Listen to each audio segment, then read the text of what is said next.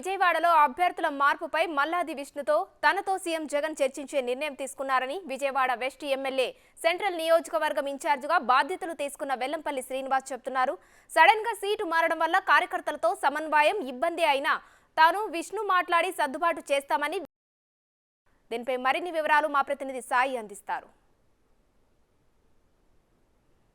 విజయవాడ వైసీపీలో స్థాన చలనాలపై పెద్ద ఎత్తున చర్చ జరుగుతోంది. ముఖ్యంగా 2 సీట్లపైన అయితే ఎక్కువగా చర్చ జరుగుతుంది. అందులో విజయవాడ పశ్చిమ, విజయవాడ సెంట్రల్. విజయవాడ పశ్చిమ ఎమ్మెల్యేగా ఉన్న వెల్లంపల్లి శ్రీనివాస్ని నేరుగా విజయవాడ సెంట్రల్ మల్లాది విష్ణుకి అయితే ప్రస్తుతం టికెట్ లేనట్టుగా తెలుస్తుంది. ఈ నేపథ్యంలో ఒక విధంగా చెప్పాలంటే సెంట్రల్లో ఎంత చర్చ జరుగుతుందో పశ్చిమలో కూడా అంతే చర్చ జరుగుతుంది. వెల్లంపల్లి కావాలనేసి పశ్చిమంలో వెల్లంపల్లితో పాటు మల్లాది విష్ణు కూడా అవకాశం కల్పించాలని ఇటు సెంట్రల్లో కూడా 2 విధాల చర్చలు జరుగుతున్నాయి.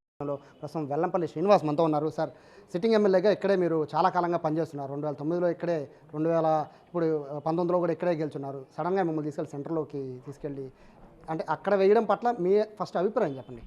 నేను ఒకటి చెప్తున్నప్పుడు సామాజిక సమీకరణలలో కొన్ని చోట్ల సీట్లు మార్పులు జరగడం జరిగింది.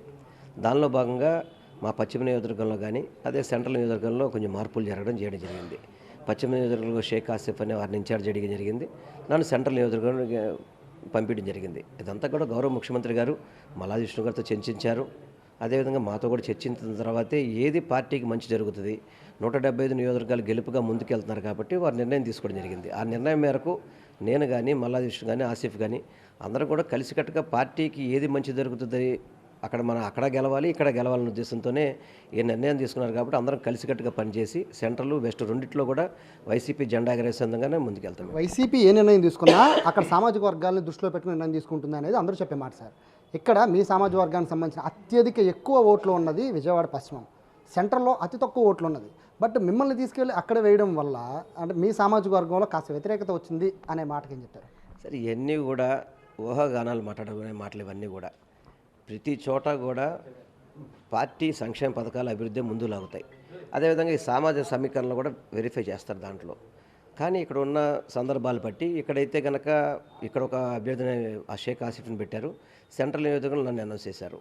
ఇవన్నీ కూడా అందరితో చర్చించిన తర్వాత తప్పకుండా మన గెలుపు గురాలుగా ఉంటాయని ఆలోచనతో 2019లో మల్లాది విష్ణు గారు అక్కడ సెంట్రల్లో గెలిచారు, నేను వెస్ట్లో గెలిచాను. దీంట్లో దానికంటే ఇంకా మంచి మెజార్టీతో గెలిపే విధంగా మల్లాది విష్ణు గారి సహకారంతో సెంట్రల్ కావచ్చు, వెస్ట్లో కూడా నా యొక్క సహకారంతో ఆసిఫ్ కావచ్చు గెలిచే అవకాశాలు ఉంటాయి. కాబట్టి తప్పకుండా గెలిపే జయంగా ముందుకెళ్తున్నాం. కాబట్టి తప్పకుండా 2 నియోజకవర్గాల్లో వైసీపీ అనేది 100% అన్ని కులాలు మతాలని కలుపుకొని ముందుకెళ్లే పార్టీ. కాబట్టి తప్పకుండా రెండిట్లో గెలుస్తాం గ్యారంటీగా. విజయవాడలో 2 మిత్రులను మిమ్మల్ని విష్ణు గారిని అంటుంటారు సార్. 2009లో 2 ఎమ్మెల్యేలుగా గెలిచారు, 2019లో 2 ఎమ్మెల్యేలు గెలిచారు. బట్ మీ మిత్రుడి మీద మిమ్మల్ని నిలబెట్టడానికి కాకపోయినా మీ మిత్రుడి బదులు మీకు టికెట్ ఇచ్చారు. సో మీ మిత్రుడి పరిస్థితి ఏంటి? మీ మిత్రుడితో మాట్లాడారా?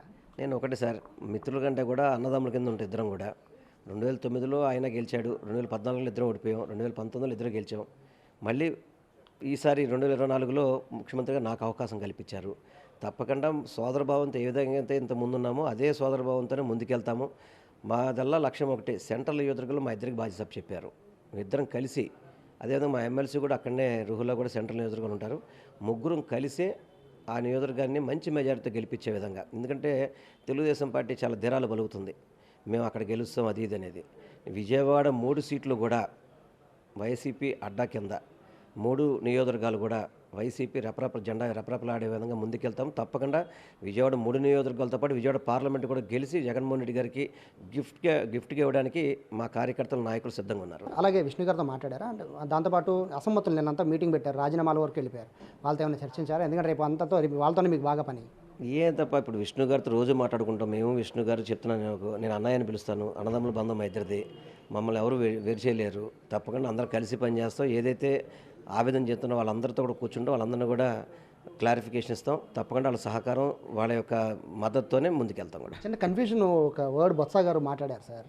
విజయవాడ సెంట్రల్లో అలాగే మచిలీపట్నం సీట్లపైన మార్పు ఉండొచ్చు అన్న విధంగా ఒక వర్డ్ మాట్లాడారు మొన్న సాయంత్రం.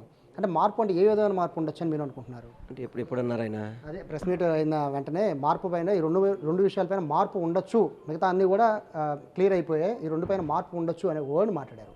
మరి నేను వెళ్ళలేదు, నాకు ఐడియా లేదు, నేను వెళ్ళలేదు అసలు ఆ మాట ఆఫీస్కి. మరి నేను ఎక్కడ చూడలేదు కూడా, మరి అది నాకైతే ఐడియా లేదు అది.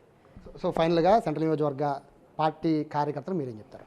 నేను ఒకటే చెప్తున్నా, జగన్మోహన్ రెడ్డి గారు తీసుకున్న నిర్ణయానికి అందరూ కలిసికట్టుగా పనిచేయాల్సిందే. తప్పకుండా మంచి మెజారిటీతో జగనన్నకి 2024లో సెంట్రల్ నియోజకవర్గ సీటు గిఫ్ట్గా ఇవ్వాలని అందరినీ కోరుకుంటున్నాను. రైట్. సో ఇది ఎక్కడున్నా కూడా పార్టీ ఏ స్థానం ఇచ్చినా ఎక్కడ పోటీ చేయమన్నా కూడా ఖచ్చితంగా పోటీ చేస్తామని, ఖచ్చితంగా జెండా ఎగరేస్తామని వెల్లంపల్లి శ్రీను చెప్తున్నారు. అసంతృప్తులపైన అయితే ఖచ్చితంగా రెండు విధాలు ఇక్కడ సెంట్రల్లో అలాగే పశ్చిమ రెండు వైపులా అసంతృప్తులు ఉన్నారు. బట్ వాళ్ళందరి ఈ భావాన్ని కూడా అర్థం చేసుకుని అందరూ కూడా కలిసి ముందుకు వెళ్తే ఖచ్చితంగా విజయం సాధించవచ్చని వెల్లంపల్లి శ్రీనివాస్ చెప్తున్నారు.